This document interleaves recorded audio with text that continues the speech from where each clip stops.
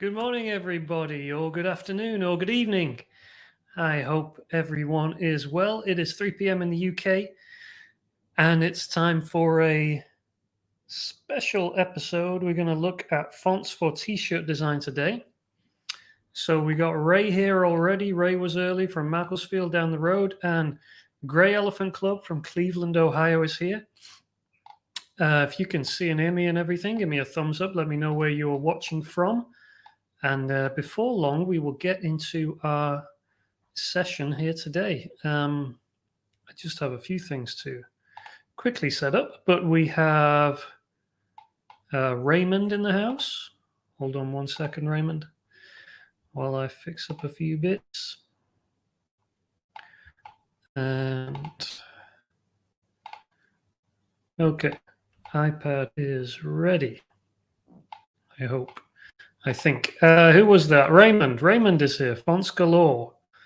Seymour here in Baltimore. Baltimore, lovely. Sounds lovely anyway. Reza from Indonesia. Good evening to you. Marivi is here. Angie is here. Brian is here. Alpha. Good to see you, Alpha. And Eddie is here. Good evening to you, Eddie. Samuel Chavez is here. Lance from Tallahassee. Julie. Hello to you, Julie. Alpha from the Philippines. Myra from Brazil. Funmi is here. Chris is here. Scott is here. We have a full house. Abdusalam from Morocco and Funmi from the UK. Good. Amira from Georgia. Cool. The state of, not the country. Crystal from snow-covered Alberta. And DS is here. And Shelley, clueless about fonts. And Karen is here. And Matthias. Awesome. It is wonderful to have you all here. I hope that you're going to get something out of this session today. Let me mention before I even dive in that I have the subject of fonts is such a big one. Typography and fonts, it's a massive subject. I'm not going to be able to cover everything, of course, that there is to say about it in this video. What I am going to do is give you a kind of crash course with some of the most important things I think you need to know and understand, some principles, and some of my favorite fonts, the fonts that I use time and time again. I'm going to show you those, explain why I use those so often, show you some examples and stuff like that. But because this is going to be a crash course, I've put together a more,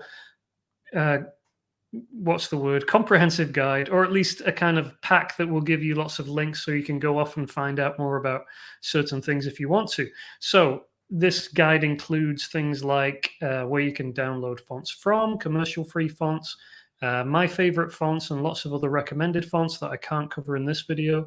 Videos about typography, how to create your own fonts, hand lettering, and also some software tools which I'm not going to be able to cover today. So things like font management and things like that, I've linked them in the resource, which is right up there. michaelessick.com/fonts. If you want to go there, sign up. You'll be able to download that. It's a PDF. It's got links and resources, not just to everything that I'm going to talk about in this video, but stuff beyond the things I can talk about in this video because we won't have time to cover it all. So go and grab that if you want. I'll remind you at the end, but I think it's worth picking up. Okay, Gary is here. Hello to you, Gary. Dina from Belgium. Emily is here. Eric Cantona. Wonderful. Samed Graphics, what's up to you? And Facebook user Na is here. Hello to you. And Richie from Long Island. Crystal Raymond too. Okay, so today, yes, we're going to talk about fonts. So let's get into it and do some stuff. Here, Nicholas is here too. Yeah, if you could give a thumbs up and subscribe as usual, that would be fantastic. I am here every Thursday, 3 p.m. UK time, doing something, whether it's a design review or teaching you something that you need to know about t-shirt design. Today's plan is fonts, as discussed. We're going to talk about fonts, typography, some principles. I'm going to show you some of my favorite fonts that I use all the time, and we'll cover lots of ground here. Ask your questions. You can ask about anything you want as I go. If something prompts you, then just go ahead and ask it. Don't wait till the end. Just ask your questions as we go. James is here. Hello to you too, James. So yeah, just ask away. And I will leave a bit of time at the end, as usual, to answer any questions. But if you've got a question that pops up, just ask it. And so who this session is for, just to give a bit of an introduction, if you're not familiar with my channel and what we do here, this is for print-on-demand designers, graphic designers and artists who want to create designs and then really sell them, make money from their artwork, not creating artwork for the sake of it or for pleasure or for a hobby, but actually creating commercial art that's going to be something you can sell and make an income from. So that might be, you might have an Etsy store, you might sell on Redbubble, you might have a Shopify store, you might be a creator with your own merch, and all that stuff, the principles we're going to teach here, t-shirt design principles, are going to be useful. And really my overall thing is to help artists and graphic designers build a business, build a solid business from their work, through their artwork. So great designs, great ideas. If you realize them well, if you create great stuff and you know about how to get them out there, then you can really build a solid business from your artwork. I believe anyone can do that. So today, we're going to do a bit of a fonts 101. So I'm going to keep it pretty basic, but like I said, there is the resource linked up there where you can find out more. Christine from Cologne is here. Ilka says, great topic. Angie says, do you do hand lettering too? I can, I'm not a hand letterer, but I can hand letter if I have to, and I occasionally do for my designs if I feel it's necessary, and if I can't find a font that really works, or there's some other reason that hand lettering would be a good thing to do. Maya says this topic is what she was looking for. Great. Hopefully I'll cover some problems and give you some answers today. Scott, how many fonts do you have installed, and how long did it take you to find your favorites? I think it's in the hundreds. I don't think I have thousands of fonts, probably in the hundreds. But as you'll see in today's session, I'm going to show you, I think, my top 7, which I use over and over again. It didn't take long for me to identify those. I do go through periods, and I'll talk about this a little bit later, where I find a font I like, and then I just use it to death on every design for a while. But yeah, it doesn't take long to identify your favorites, especially most of the ones of my favorites are going to be stuff you're probably familiar with anyway. Anna, can you do colors next week, please? From Bath, UK. Maybe. I don't want to commit, but thank you for that idea. I will add it to my list of topics to cover. Fiona from Dublin is here. N. Holloway, good morning to you. And Wendy from New Jersey, I think. And Ron, never enough fonts. Yeah, well, there certainly are a lot of fonts in the world. And that leads us into Fonts 101. There are so many fonts. There's an endless amount of fonts. People create new fonts all the time. So how do you decide what fonts to use? I think this is where, the principal problem comes for a lot of us. There's so many fonts. How do I decide which one to use? And I think the first thing to say is there's no such thing as the perfect font. It's really about what's appropriate for the design. Obviously, there's lots of fonts, but fonts do essentially one job, which is communicate text, communicate copy. And if you understand that, then the rest becomes a little more simple. So let's get into some principles here. Emily does say, I am a complete font addict, but that makes it hard to pick out favorites, and especially favorite font pairings. Yeah, we'll talk about font pairings in a second here as well. Okay, so what I think you absolutely must need to know if you don't know anything about fonts, and fonts, especially fonts for t-shirt design, because t-shirt design is a different it's a different medium than, for example, fonts for web design or fonts for logo design. Fonts for t-shirt design, they have a slightly different job to do. And so we'll cover a little bit about that. Steve, good morning, afternoon to you. So what you absolutely need to know about fonts. Number 1, clarity, simplicity, and readability. This is what the text on any t-shirt really is about. Unless you have a reason to intentionally hide the meaning or hide the text in some way. For example, one of those, heavy metal fonts where the text is almost unreadable. Unless you're doing something like that, then really the name of the game is clarity, simplicity, and readability. So your fonts, the font choices that you use, the fonts you decide to use, you really need to be thinking, is this clear? Is it simple? Is it readable? Does it communicate the message that I want it to?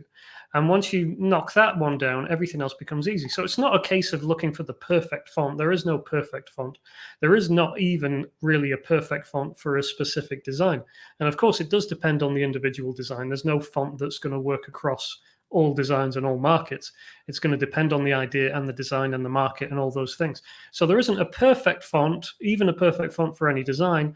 And as long as your font is something that's readable and clear, that people can see easily. And remember that for a lot of designs, especially if you're trying to sell online, people are seeing your design on a thumbnail, which is tiny on there. You know, they might be scrolling on their phone a lot of the times. At least half of, you know, purchases now, I think, come from people on the phone. So they're scrolling on their phone. The image they see is going to be a tiny thumbnail.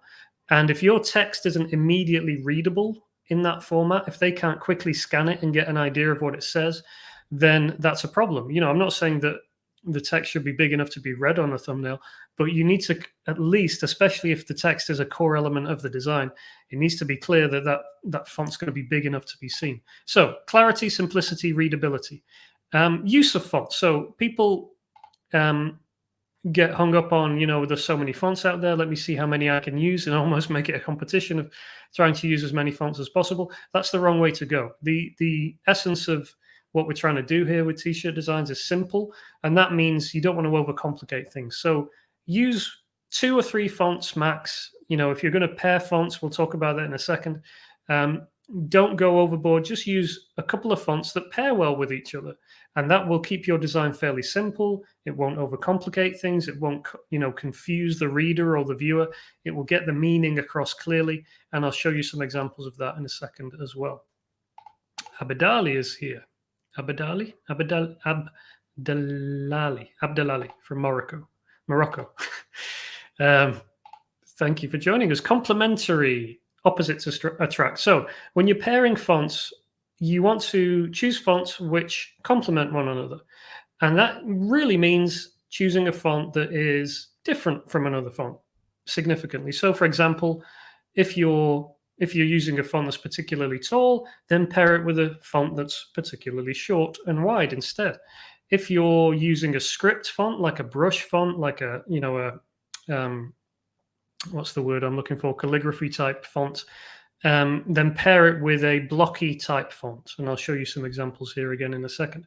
And if you're using, you know, if you're using like a light, thin font, then pair it with a heavy font. And all those things will, you know, once you're using complementary fonts like that, that's when you tend to create nice compositions.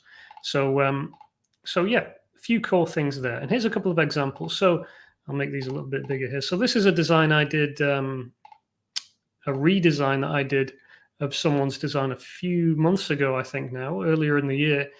And you can see here the complementary use of fonts. So I used a serif font. This font here that reads Sawtooth, you can see it's very fancy. It's got, you know, serifs and twirls and little bits and bobs like that. But I've paired it with a very blocky, solid, thick font. This one here that says Valley Gathering and Stanley, Idaho. And I think that's a good example of, you know, a very simple example of serif and sans serif working well together. And again, on this design here, we've got this more serify script type font up here, paired with a very simple, more blocky, wider sans serif font. So if you're not familiar with the term serif and sans serif, serifs are the little twirls, lines, twirly bits on any lettering or font. And sans serif are usually these more blocky fonts, so they don't have all those details on. So pairing those two together, I think these are a couple of really simple examples where that works well. So that's a really simple thing to bear in mind. Serif and sans serif, if you're looking for, you know, to shake things up with your fonts on a particular design like this one, then, you know, make a decision about what would be the main font. In this case, I went for this serif font, and then pair it with something that's the opposite of that. Pair it with a font that's more blocky. And again, of course, there's other considerations here, like the color and how they contrast with each other, that all mean that when you put these fonts together, it looks like a nice font. Okay. I think that's making sense so far. Ali from Georgia. Abdullah is here. Hello to you. Arthur says, sorry, not sans serif script. Cursive isn't serif.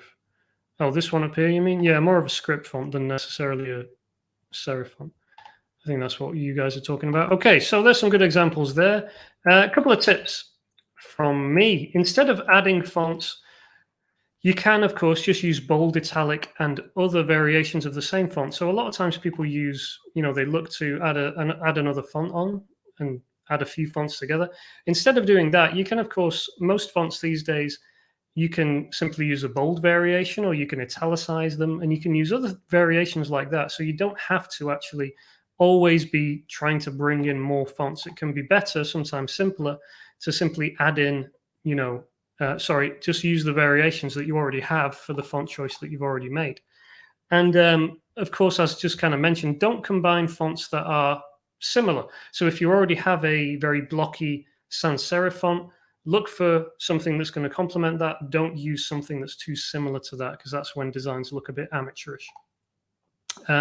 Matthew says, Kia ora from New Zealand. Thank you for this 101 course in fonts. I'm a true rookie when it comes to typography. Well, hopefully this session and the resource pack up there, Matthew, will help you along the way. Eddie says, is tilted the text looks better always, Michael? Eddie, I think you might be talking about kind of skewing the text, so putting it on an angle. I wouldn't say always. It depends on the design, of course, Eddie. But tilting the text is a good way to make a little bit, make better use of the space that you have in a design.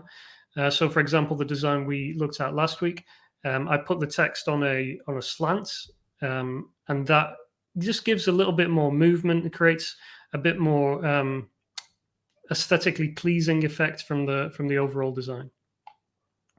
Okay, a couple more things here. So one thing to consider as well when you're making decisions about fonts is what you're obviously the copy of your design, what you're actually designing, what's the text. And one thing we looked at last week is well, let me give you the principle and then I'll illustrate it. So when you have long words or phrases, you want to use things like tall fonts, because tall fonts are taking up less space when you have a word or a long phrase. Tall fonts are going to allow you to get that word or phrase into this space, whereas a wide font, you're not going to be able to fit it in and make the most of the space. And similarly, when you have short words or phrases, wide fonts work best. So if you're working with words that are shorter, then using a wide font tends to look better. So let me illustrate this for you with a simple example, which was something we did last week. We had this. So if you imagine this is your canvas for a t-shirt design. I'll make this a bit bigger. This is your canvas for a t-shirt design, and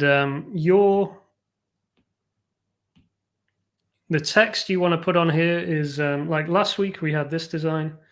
We had a snow globe, and then we wanted to say all shook up. So the phrase would be all shook up. So that's our text that we need to make a decision on. Now, we had a couple of problems with this one, but let's say, for the sake of argument, that we want to fit this all on one line. So let's say that we want to put it all underneath the illustration. So we're going to have our image above, we're going to have the text beneath. So if we write all shook up here, you see what I'm forced to do already. See how tall my letters are having to be in order to fit that space. Of course, if I were to, if my font was to be really wide, if it was to be like a wide and shorter font like that, then I'd have to do it like this. And the space would be taken up relatively, if you look at the kind of volumes that those two are producing. Hopefully this is making sense. But if you look here, look at the volume of this one compared with this one that I just did. So you see the red area is a lot bigger. It's taking up a lot more of the design. The blue is taking up a lot less, and that's not what we want, because we want to communicate the meaning and the joke of this design clearly and quickly. And to do that, we need to make our text really be as big an element as it can be, as it makes sense to be. So hopefully that makes sense. What you want to do when you have, if you had, let's say our phrase was something, I don't know, something a lot longer. let's say we had I'm all shook up instead, then you wouldn't really be able to fit it on our design and have it look good. You might just about get away with it if you use a really tall font. But typically you're going to want to break something like that up. So in that case, you would want to kind of like what we did. We put I'm all up here and shook up down here. So hopefully this is making sense. The point is, think about the height of your font in terms of how much space is it going to take up on the design. And really, you want your text to be pretty big on the design. You want your text to show up. You want it to be clear and readable. So what you don't want to do is use slim, wide fonts unless you have a really short word. So let's say, for the sake of argument, we have a design where we just have one word. We just want to use the word Pedro. We just want to use the word Pedro. So we've got a picture of Pedro, and then we're going to put Pedro here. So if you use a really tall font, you're going to look like that, and things are going to be imbalanced, okay? Your illustration is going to be too small relative to the size of your text. So this is a situation where it would be better to use a wider font, because then it's going to take up a more balanced space. It's going to look more balanced on the design. So hopefully that makes sense. It depends obviously on a lot of things. Depends on the market you're going after. Depends on the the crowd and what they likely are going to respond to. But wide fonts for situations where your words are short or your lines are going to be shorter, and tall fonts for when you really want to get a lot of letters in a short amount of space. Okay, Scott says, are you going to send a link to that resource tomorrow? Possibly, Scott. To be sure, I would go and sign up for it now and get instant access to it. Abdusalam, tall fonts are used a lot in France market for funny shirts. Okay, interesting. Thank you, Abdusalam. So, yeah, tall versus wide. Let's talk about a few other things here. And Jacqueline has just joined us. Hello to you, Jacqueline. So what about copyright on fonts? This is a question I get occasionally as well.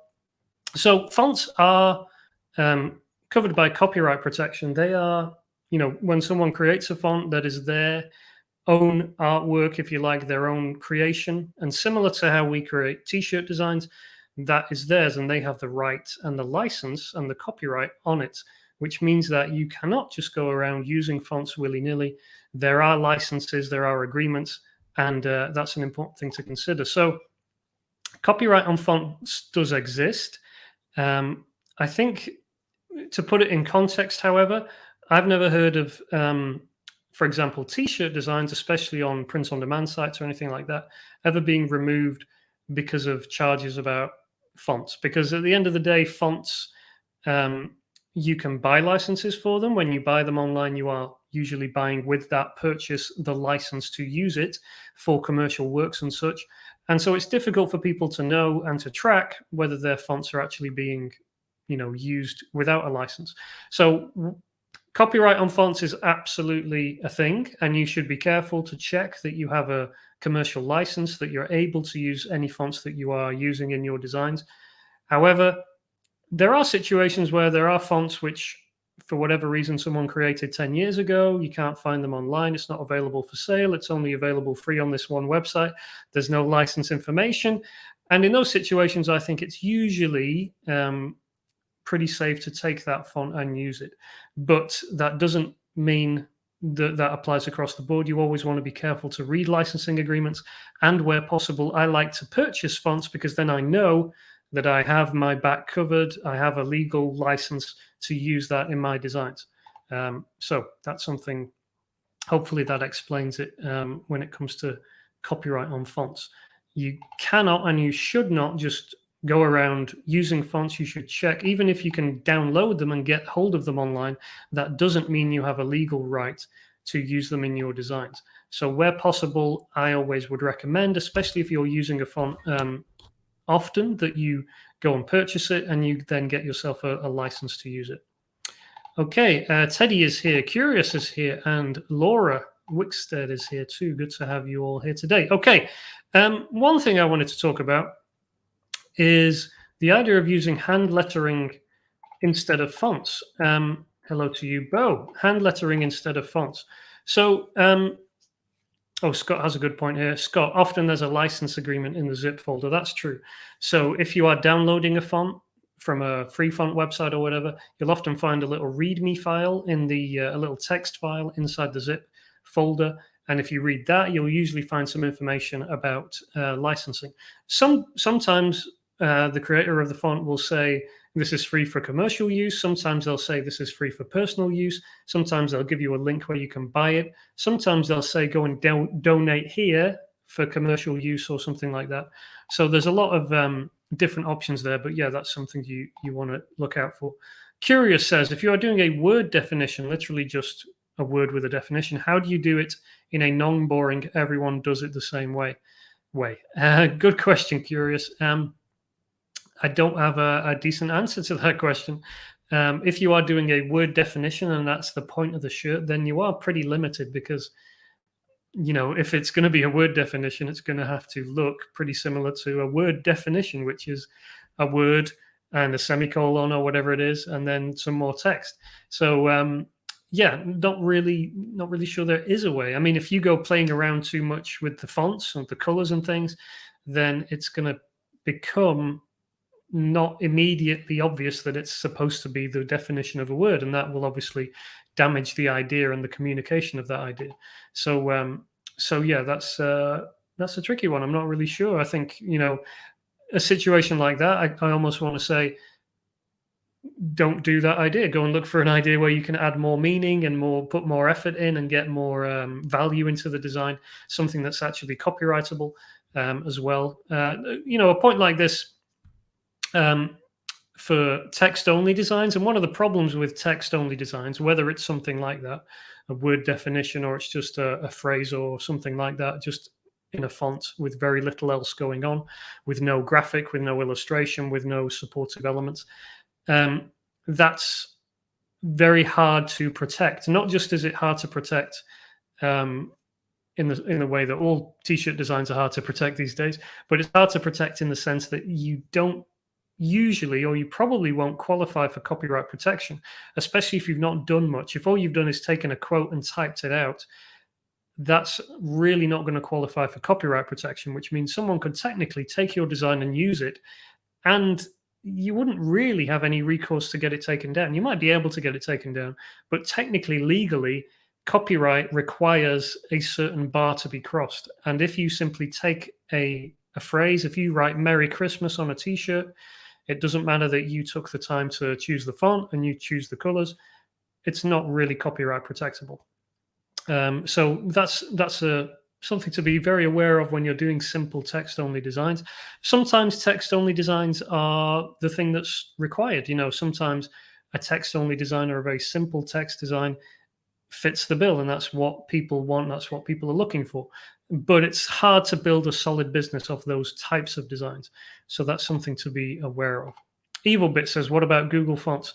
I think you need to check with the individual fonts, but I know Google Fonts are free, commercially free for use on websites and apps and stuff like that.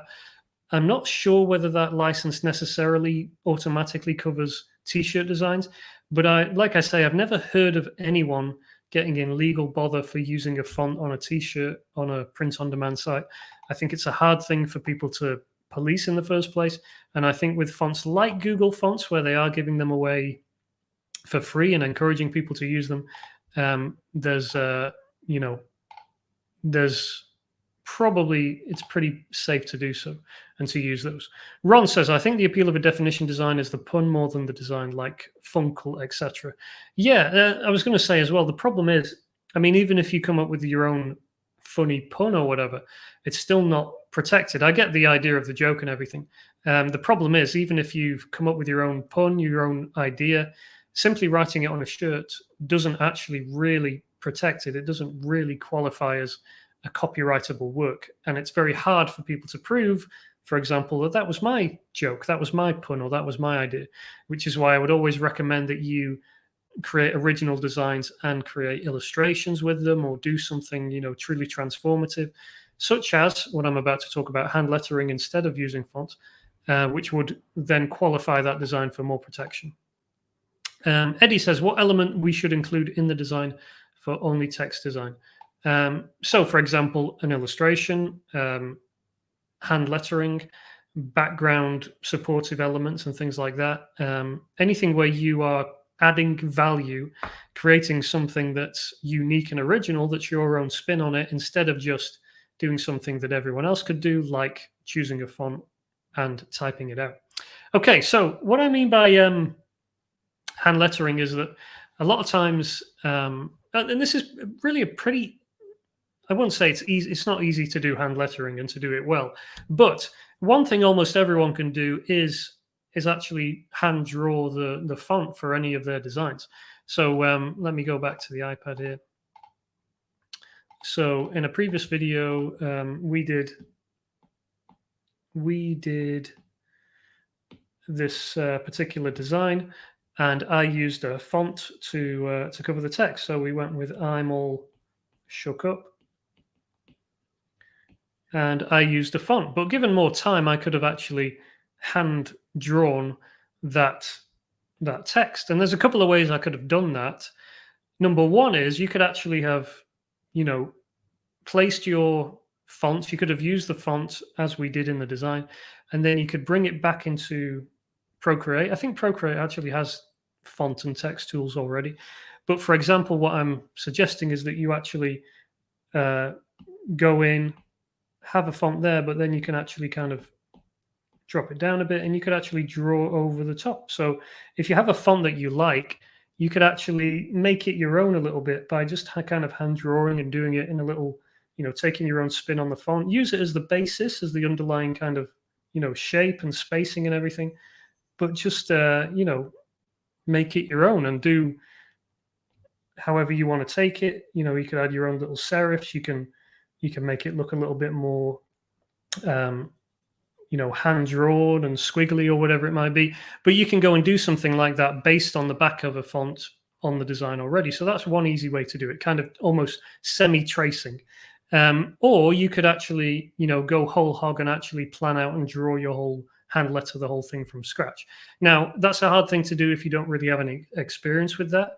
I do have some resources up in the resource pack that will help you with that, some links and some downloads and stuff. So go and check that out if you're interested in hand lettering.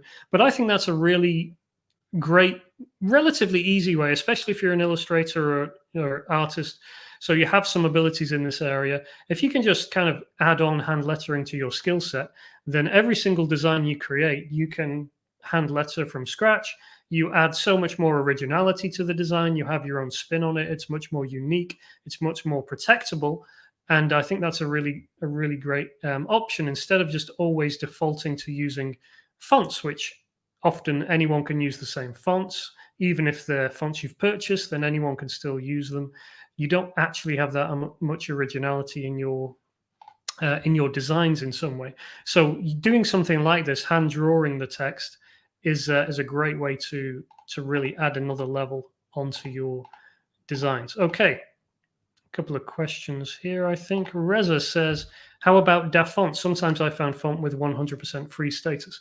Yeah, obviously that's fine. Some of them do say, free for commercial use or whatever. Again, in the resource pack up here, that has links to some of my favorite commercial free websites where you can get free commercial fonts that are completely okay to use. Places like Font Squirrel and others, but I've linked some in that pack. So yeah, there definitely are plenty of free commercial use fonts out there that you can use. Jacqueline says, I think a lot of adult coloring books with swear words across them in KDP are hand lettered. Yeah, maybe they are. Abdusalam, SVG fonts, vector fonts, editable fonts on Illustrator or Photoshop are another good option to have a nice typography design, different than the others. Good tip there from Abdusalam, absolutely. Scott, all fonts can be manipulated in Inkscape and Illustrator once you convert them to vectors. Yeah, that's true. Fonts are essentially vector shapes that, computers know how to read them as a font. So you can tweak them in that way if you want to, but there are special SVG fonts as well. Ilka, I think the link for the builder is not working. For the builder? Is it for the, you mean for the download, michaelessick.com/fonts? Let's try it out. Seems to be working for me, if that's what you're talking about. Abdusalam, I am using Font Self Maker to create my own font. So Abdusalam is using, there are tools as well where you can make your own fonts.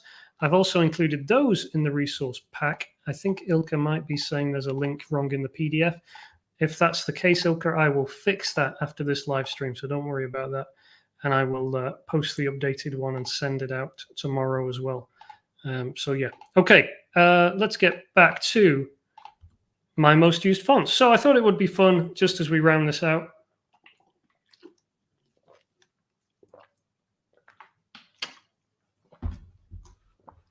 Yeah, Ilka means the lettering grid builder. Okay, I'll fix the links later if those are not working. I thought it would be fun, yeah, just as we finish off the session to cover some of my most used fonts. I don't think a lot of these will be a surprise. But I'll explain a little bit about each one, why I use them so much, and yeah, just kind of give you a rundown on that.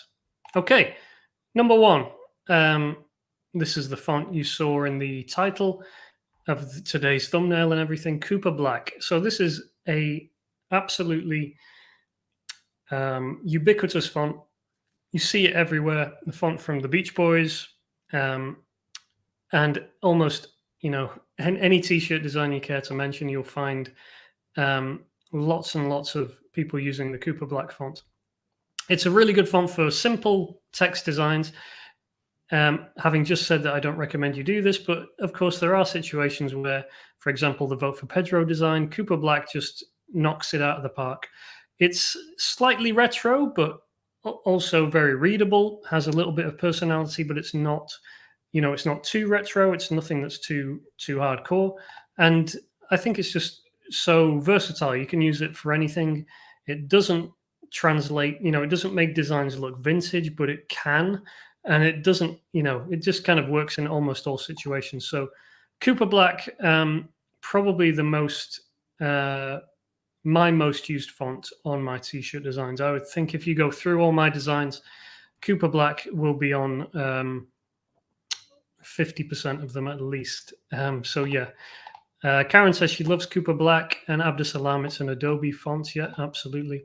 But that's a good one, a very old school font, but it absolutely does the trick and works for almost any type of design. This is an example of last week's design that we did, I'm All Shook Up, using Cooper Black instead. And as you can see, it's just a nice, clear design. It doesn't particularly make it look vintage, but it looks professional. It looks nice and clean, and yeah, just very easy to read on a shirt. Does the job, whether you use it in all caps or not. It just works. James says no snow, no show. Eric Clapton was in Cooper Black. Yep, absolutely, very popular font on a lot of album covers and stuff. N. Holloway says it does work well there. And Marv says, I like Cooper Black. Absolutely. So that's Cooper Black, probably my most used font. Font number 2, just kind of keeping on the kind of Cooper Black theme. If you took Cooper Black and then you kind of, I don't know, gave it some LSD or something, then it would become Keep On Truckin'. It's kind of like Cooper Black, but a little bit more 70s, a bit more retro effect. And couple of examples of where you see this these days, a couple of like the best-selling Redbubble stickers and stuff, when they use a simple phrase, they're using this Keep On Truckin' font. So it does work well. It's still very readable, so it makes it very versatile. Kind of has a more playful vibe to it as well. So yeah, whoops. Keep On Truckin', another good one to add to your collection if you're not already using it. I think we used it a few weeks ago on the koala one, but yeah, it's a nice one to use. Frizz Quadrata, House Industries for Keep On Truckin'. Yeah, if you say so, Scott.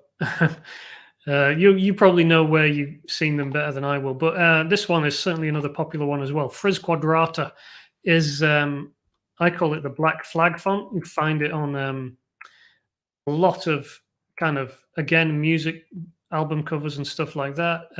The Antisocial Social Club, Dungeons and Dragons uses it. Howl's Moving Castle, that's like a really thin version of it. But this is it's similar to, I don't think it's quite the Stranger Things font, but again, it's kind of a similar kind of 80s retro vibe font. And again, it kind of carries a bit of meaning itself. It's very good for, I don't know, a lot of kind of Halloweeny designs or kind of sarcastic, ironic designs. I use this one a lot. It's quite versatile. There's lots of different weights on it, so you can go from thin to really thick black. And yeah, just a versatile font that I use for those designs where, I don't know, we're going for a bit more of a sarcasm vibe or parody or something like that. That's a very useful font to have in your pack as well. Frizz Quadrata. And I should say you can get links to all of these in the resource pack, which you can find up in the corner and at michaelessick.com/fonts. Okay, font for Nicotine. So this one, fairly recent one, I think, but this is again a really simple, blocky one. You can see it's almost what's the word? It's a very kind of perfect for screen printing type font. So there's not a lot of detail. It's very blocky. There's no complicated shapes or serifs or anything to get in the way. And you can see when you use this, it just gets the meaning across very well. For I'm All Shook Up, you can see it's a little bit taller than like Cooper Black and stuff, but it's another font that I use very often just because it's some simplicity, very easy to, can work for almost any design. So yeah, that's an easy one to use as well. Nicotine. Bobby Jones. This one a little bit like Nicotine, but a bit thinner, and also comes with this rough version as well. So you probably find a lot of examples now, a lot of fonts. They come with a kind of roughened up version, which is great for t-shirts, especially if you want to give your t-shirts that kind of vintage effect. Instead of having to go through the rigmarole of using some brushes or something like that, or some vector textures to knock out certain parts of your design, you can actually just go ahead and use a font like this, and it will actually kind of do some of the work for you. It will actually, you don't have to go and do that. You can just use the font. So that's a good one to use. Bobby Jones is one that I've used pretty regularly. Here you can see how it looks with this particular design. You can see I've used the weathered version, the kind of roughed up version.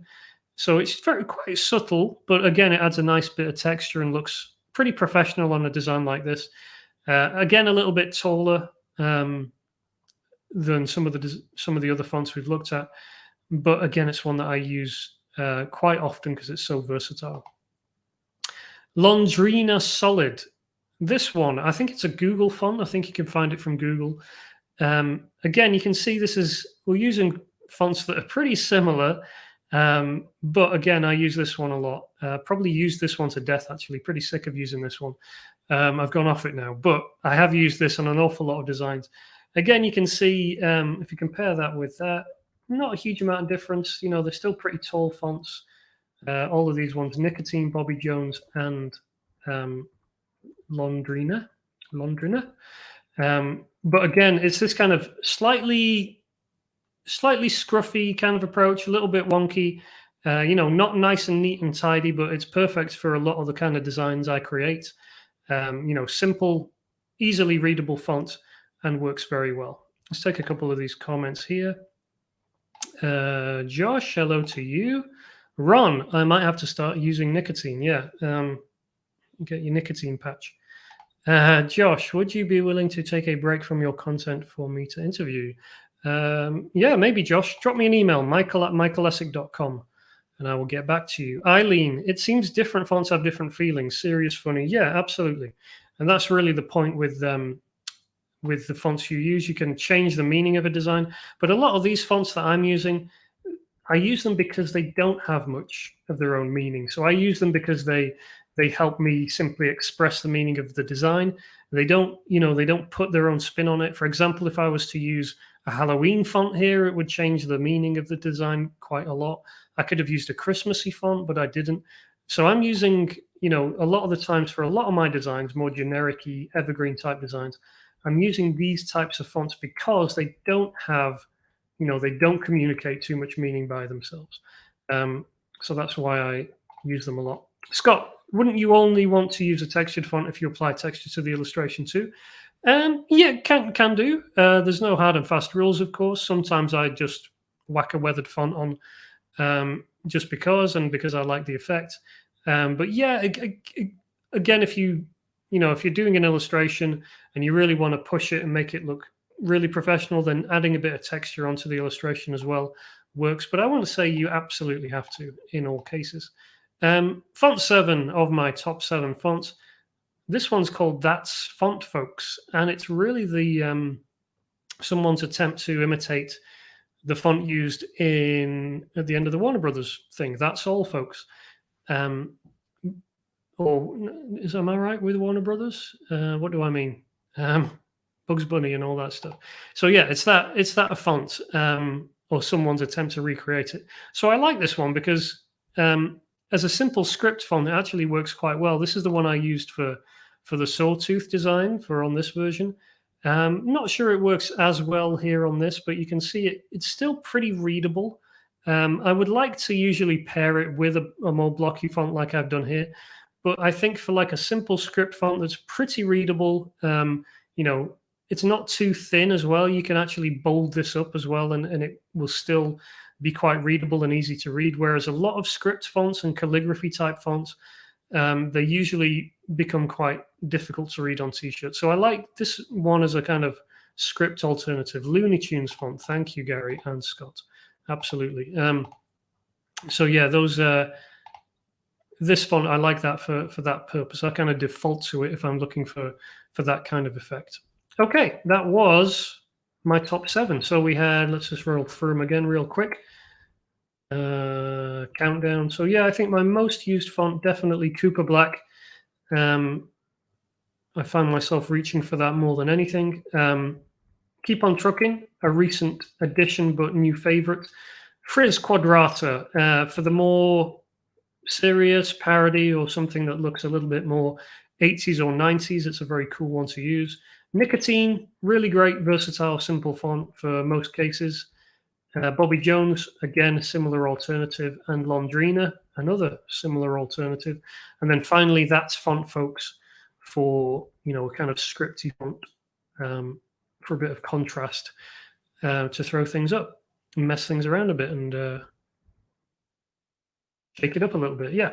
Okay, so more on all those fonts and many more. You can find links to them, where to find them, where to download them, and some tools and other resources available, further reading resources and stuff in this Fonts for T-Shirt Designs resource pack. Completely free. Head over to michaelessick.com/fonts and you can download it. There may be an issue with some of the links, in which case I will fix it and send an email tomorrow with the updated version. But yeah, go and download that, or at least go and sign up, and I will make sure you get that in your inbox. Very handy little tool to have, and especially if you kind of feel like you need a bit more information, you want to do some further reading about typography, then I've included some useful links in there towards the end, which are going to help you. Okay, stickers. Let's talk about stickers. Snacks and Snugs says, how do you make these? I'm not sure what you're talking about, Snacks and Snugs. You mean the t-shirt design or the fonts? I've not made these fonts. These are fonts that I've found and used, but you can make your own fonts. Link in the resource pack about how to do that, but I have not made these. I do make the t-shirt designs. You can check out my channel for more on that. Ron says, agreed, it's hard to find a readable script font. Yes, it can be. Looney Tunes, thank you. Kevin, I'm starting to wonder why psychologically we all like Cooper. I think it's just because it's so simple and versatile, Kevin. It's it's easy to read, it does the job, and it's quite attractive to look at as well. Arthur, letter spacing can also make a big difference between a design looking amateur or professional. Yeah, that's a good point. Letter spacing is an important thing to play around with, or can be an important thing to play around with in your designs, or kerning, as it's also known, as Scott says. But yeah, we didn't have time to cover that in today's session. Stickers. I have got about 100 of these Michelesic vinyl stickers. As you can see, the light shining off them. They are very nice. And last week I said you can win some of them if you recreate the design we did from last week, which was the All Shook Up one. Where's that? There it is, All Shook Up. So we did this one live on the stream last week, and a few people undertook to recreate it. I'm going to share some of the winners. So the winners of the t-shirt stickers. Today we have 2 winners. They are Thought Penguin and Callum R. Hamey. So I asked you to recreate the design in your own style and post it on Instagram. These are my 2 favorites. Thought Penguin took it in a completely original direction and did it as a milkshake design, which works great, of course. I'm all shook up like a milkshake. Really good retro vibe. You can see, I'm sorry, Thought Penguin, I don't know if you are a male or a female. I will say they have used a really retro font choice. Nice, simple choice of colors, limited colored palette as well. Simple milkshake illustration, and these retro stars as well, which makes it extra nice. We've even got a mock-up that is kind of retro looking as well. So really good job there, Thought Penguin. You are going to get some Michelesic stickers. So just email me, michael@michelesic.com, with your address, and I will get those sent out to you. And Callum, I think, had a good effort here. I'm pretty sure I'm right in saying he's used nicotine fonts here.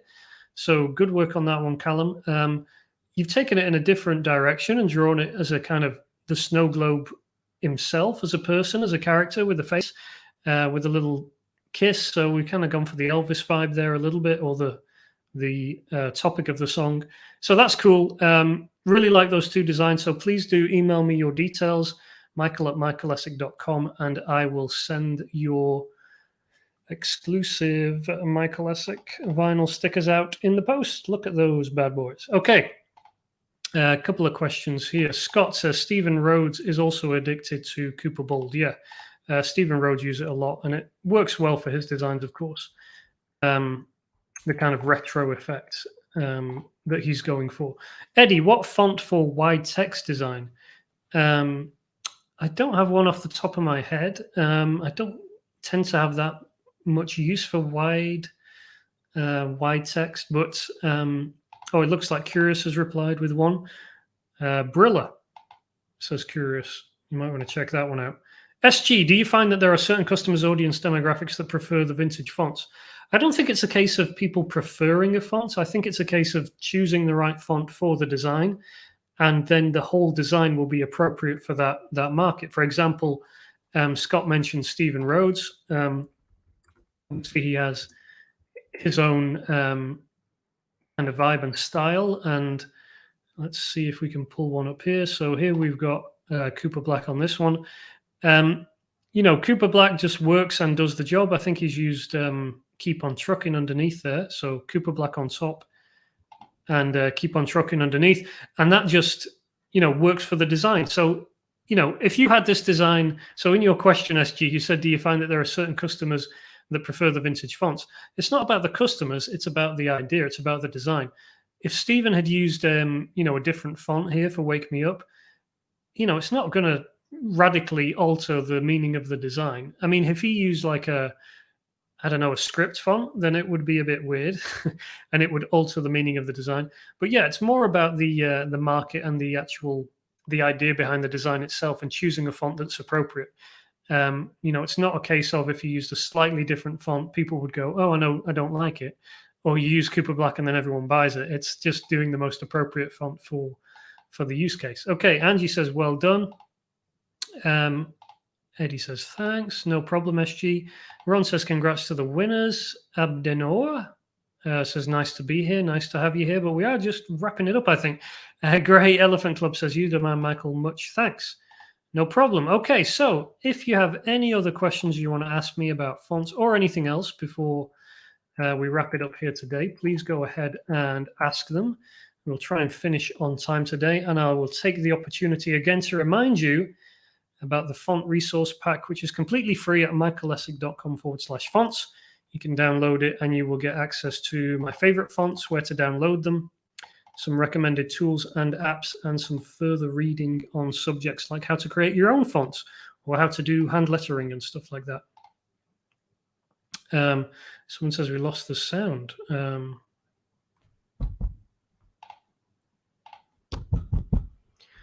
Have we lost the sound or not? Teddy said so. Jacqueline says, excellent as always. Thanks. Julie says, thanks, Michael. Have a great afternoon. Amira says, thank you. Very informative. Eileen says, thanks. Karen says, thank you. Very helpful. Scott says, yes, thank you as always, Michael. You are great value at the price, even at the prices too, I'm sure. Oh, sound is good. Thank you, guys. I can hear you fine. Crystal says, I can hear you fine. Thank you, thank you, thank you. Okay.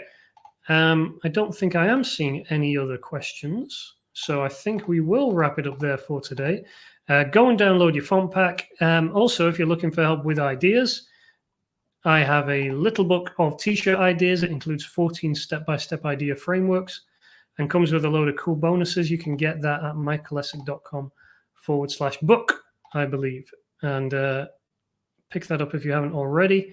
A very useful resource to have. And of course, the free font pack today. Ron says, thank you for the great session. No problem. Ray says, thanks. Maya says, very informative. James says, thanks. Sounds still working. And Laura says, thanks, going over to pick up the pack. Cool. Maya says she's bought the ebook. Nice one, Maya. And Fiona says, thanks, Michael. Okay, great. Thank you, guys. Oh, Scott says, since I have bought half of your products, I must mean at any price. And Bo says, thanks, Michael. Okay, cool. Thank you, guys. Thank you, Dog Lover. Thank you, Bo. And I think we will wrap it up there. So we will be back same time next week for something else. I'm not sure exactly what we're going to cover next week, but I'll let you guys know. Make sure you're signed up at michaellessig.com/fonts, and I will let you know what we're doing next week instead. If you have any suggestions, then of course you can email me. That would be great. If you have things you'd like me to cover or topics you'd like me to address, drop me an email, michael@michaellessig.com. I'll be happy to hear any suggestions there. Okay, I think we'll wrap it up there for today. So thanks for joining. I hope this was helpful for you. If you need any more help, you know where to go, michaellessig.com/fonts. And I'll see you next week, if not before. All right, guys, thank you for joining me. Thank you for your questions. Thank you for your comments. And I'll talk to you soon. All right, thanks, bye.